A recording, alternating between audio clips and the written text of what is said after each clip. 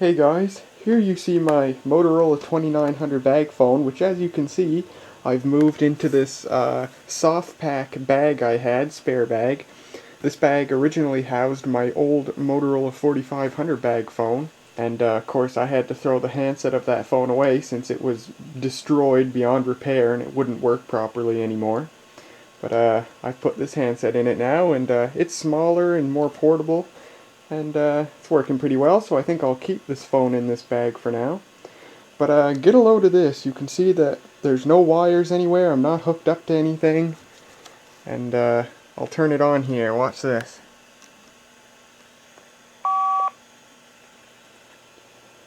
So, how is that happening?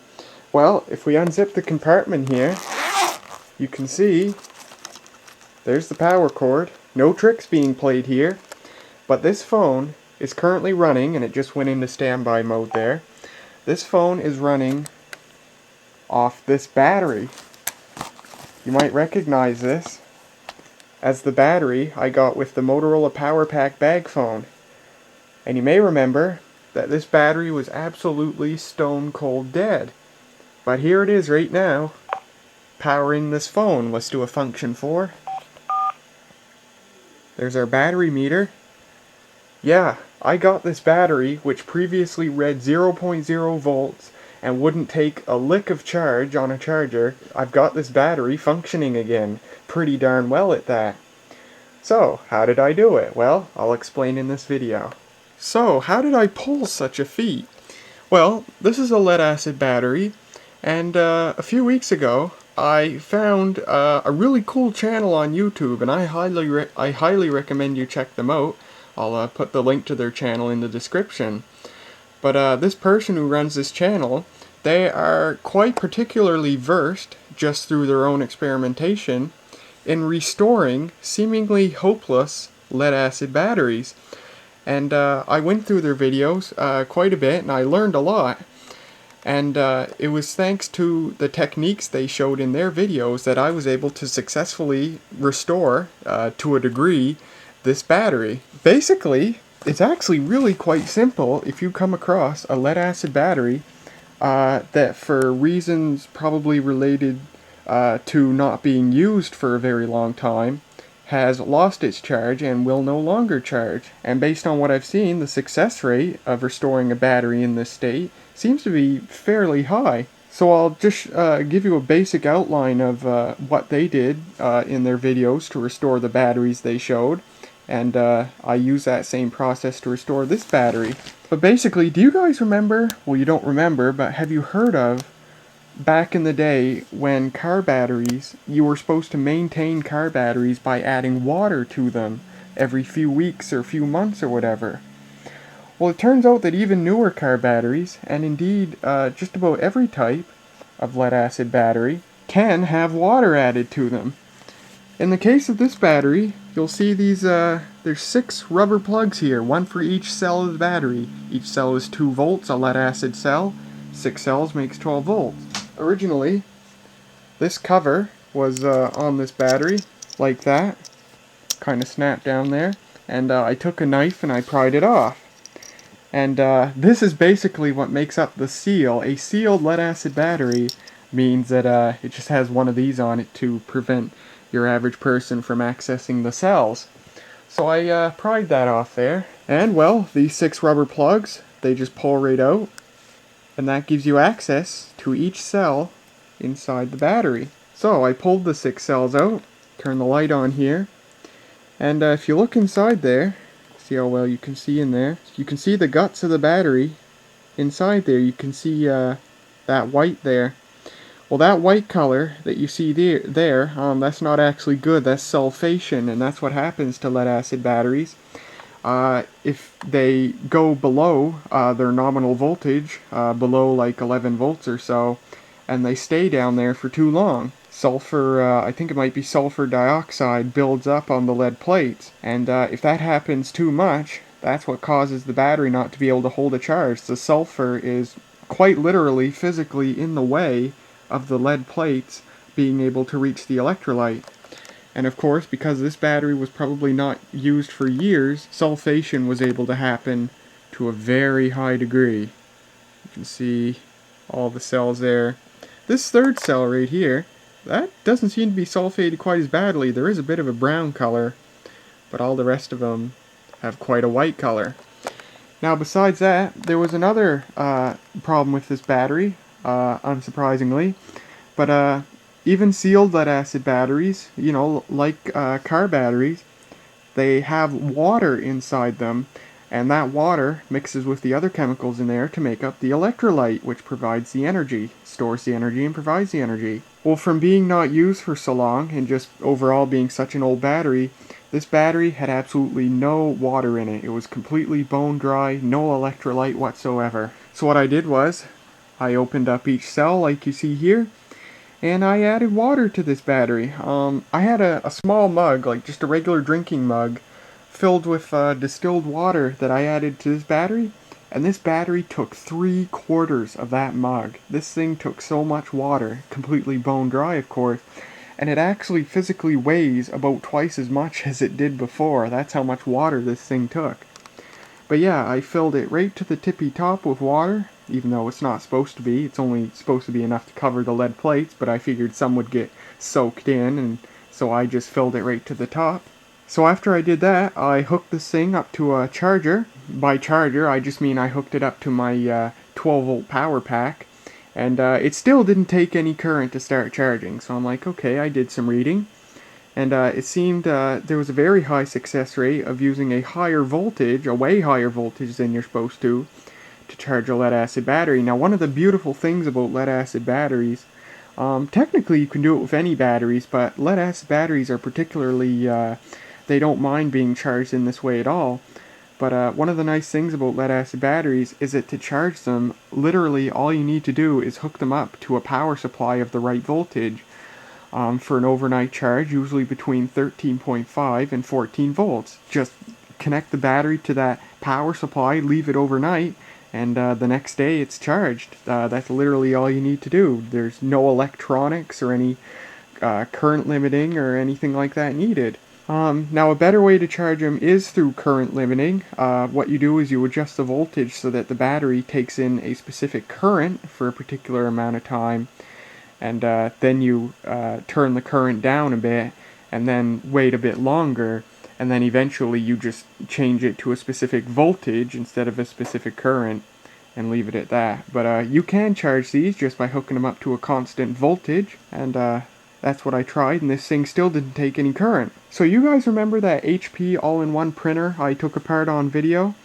Well, the power supply from that, which I still have, was 32 volts DC. So I took that and I hooked it up to this battery, and this thing started charging. It hauled about 100 milliamps at 32 volts, and it begun charging. And you could hear the electrolyte boiling inside it, because when lead acid batteries charge at a high voltage, it causes the electrolyte and all the chemicals to produce hydrogen and oxygen gas, and you could hear this battery start doing that.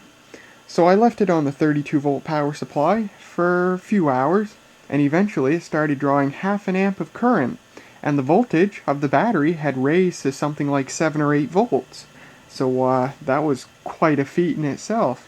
So I took it off the 32 volt power supply, and I moved to a slightly lower power supply. Now you guys remember last year when I found that junked Toshiba laptop in the garbage in the residence I lived in at university. And by the way, the professors are still on strike, almost 2 weeks now. Well, the power supply from that laptop, which I saved, that was 15 volts DC. So I hooked that up to this battery, and I left it for a few hours, and this battery charged up even more. It took a good few hundred milliamps of current, and it charged up to about 11 volts. Great, awesome. And then from there, well, I hooked it up to my jumper pack while my jumper pack was on its own charger. So that was putting about 13 volts into this battery, and I left that for about a week, and I came back later and hooked this thing up to my Motorola bag phone, and it powered it. And this battery's been working great ever since. When it's fully charged, the voltage hangs around 12.4, 12.5 volts, which is really great. And yeah, this battery's been working great ever since I successfully restored it. Now this is originally a 2.3 amp hour battery, and it doesn't have that capacity anymore. This whole thing about restoring lead acid batteries, it doesn't make them as powerful as they used to be, but it does make them usable for some applications again. Based on tests I've run, I hook a load up to it of a specific current and see how long it'll last with that current until it gets down to like 10.5 or 11 volts. And I just do some calculations, and based on my calculations, this battery has somewhere in the realm of 0.6 to 0.7 amp hours, which definitely not like it used to be, but it's pretty good nonetheless. And you know, even though it's a smaller capacity, the battery does hold its voltage, so it is useful for stuff like running my bag phones. Here it is, still turned on. There's the battery meter. So yeah, when this battery's fully charged and I hook the phone up to it and turn it on, the battery meter shows at the most 4 or 5 bars. I've never gotten this battery to the point where the phone will show 6 bars on a full charge, but it's working pretty well. How I charge this battery, well, Motorola bag phones have their own provisions for charging batteries. You can see the battery just plugs there into the power header. But basically, when you plug a Motorola bag phone in, it just directly connects the battery to the power source. Pretty much simple as that. But the problem is, like I said before, to charge a lead acid battery, a healthy one, you need at least 13.5 volts. Depending on the temperature and stuff like that, it can be anywhere from 13 volts to 15 volts. But for standard room temperature for an overnight charge, a 12-hour charge, based on what I've read, the general consensus is between 13.5 and 14 volts. Now that poses a bit of a problem for me, because my Newmar power supply, well, that only puts out 12.9 volts. And my jumper pack, when it's hooked up to the power source clicks on and off just to keep a trickle charge on the battery, and the voltage fluctuates anywhere between 13 and 14 volts. So really, I didn't have a power supply that put out the proper voltage for this battery. Which brings us back to my 15 volt power supply from that Toshiba laptop that was junked. I found that if I hooked up this battery to that power supply in series with I used a 12 volt light bulb of the right wattage, the voltage going into the battery would be about 13.8 volts, which is perfect. The light bulb, of course, limits the current, which reduces the voltage going into the battery. So that's what I've been doing with this battery.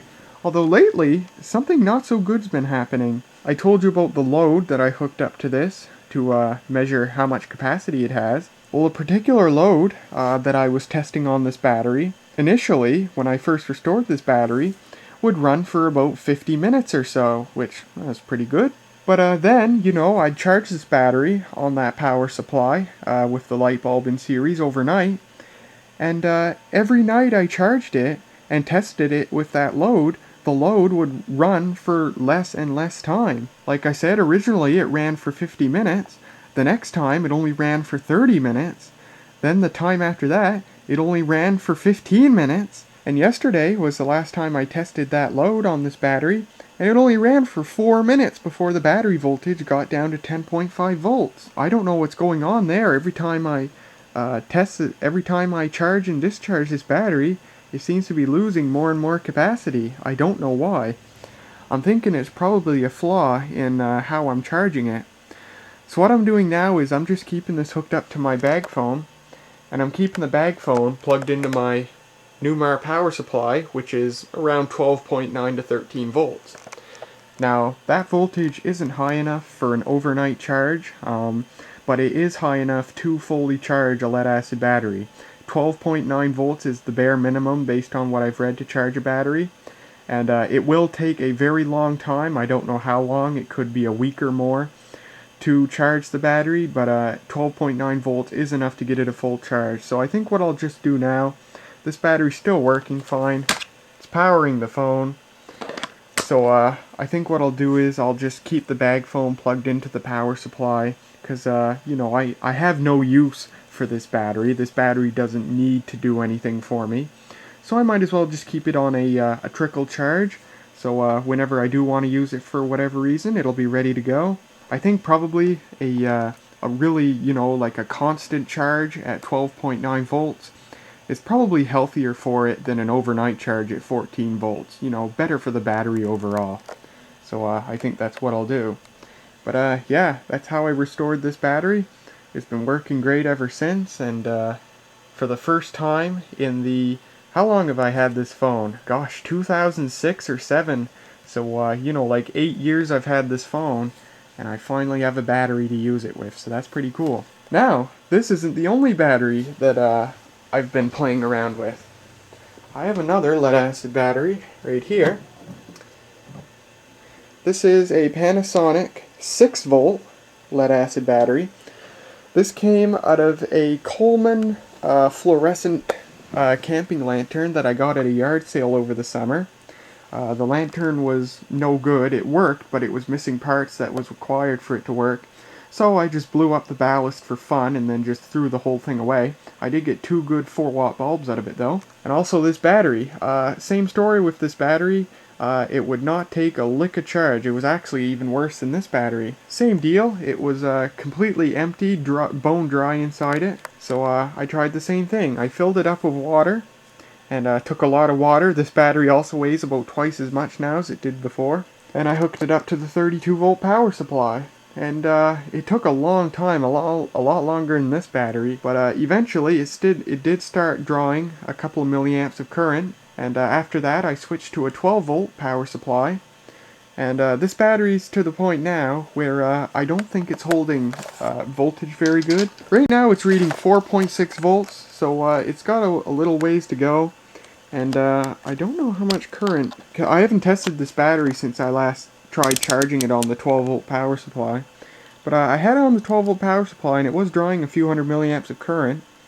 So I think now I'll find a power supply of a lower voltage. I'll probably just put something in series with a 12-volt supply to limit the current, to lower the voltage to 7.5 or 8 volts. This specifies 7.5 volts as the maximum charging voltage.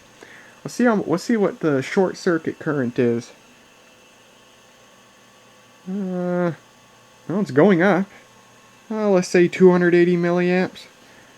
So yeah, this has got a way to go, but it's showing some progress, slowly but surely, so I'll keep doing the same thing, and see if I can get this battery working. If I can, this will be useful. This battery will make a good 6-volt power source. Likewise, this battery will make a good 12-volt power source. For example, if the power ever goes out, and I want to get on the internet for whatever reason, I imagine this thing could probably run the internet router for a little while, and I'd be able to get on the internet. Just because I'm curious, let's see what the short circuit current of this battery is. I bet it'll be a heck of a lot. Wow, almost 20 amps. The wire heated up really fast. Oh yeah, 17, 18 amps. Really good.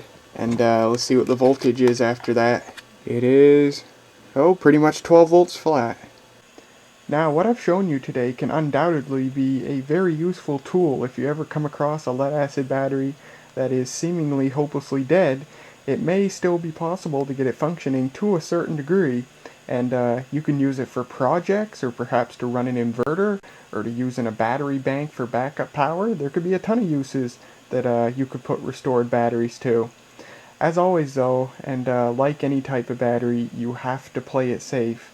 The electrolyte inside lead-acid batteries is acidic. Even though it was harmless water when you put it in, it becomes acid once it mixes with the other chemicals inside the battery, and it can burn your skin if it hits it, and it can blind you if it hits your eyes. So you gotta exercise caution. I have gotten a little bit of acid on me before, and it was no problem. I just washed it off. It takes a moment before it starts burning, but you gotta be careful. And also, the hydrogen gas that lead-acid batteries produce while they're charging is very explosive. So you should charge them in a place with adequate ventilation, and you shouldn't do anything that could cause sparks near the battery. So as always, you should play it safe, be careful, but also be curious and have fun. So, there's my experimentation with 2 lead-acid batteries and my successful restoration of one of them. I highly recommend you check out that person's videos that I talked about. Link it will be in the description. They do a lot of cool stuff. So, there you guys go. Hope you guys enjoyed. Thanks for hanging out with me today, and I will see you guys next time.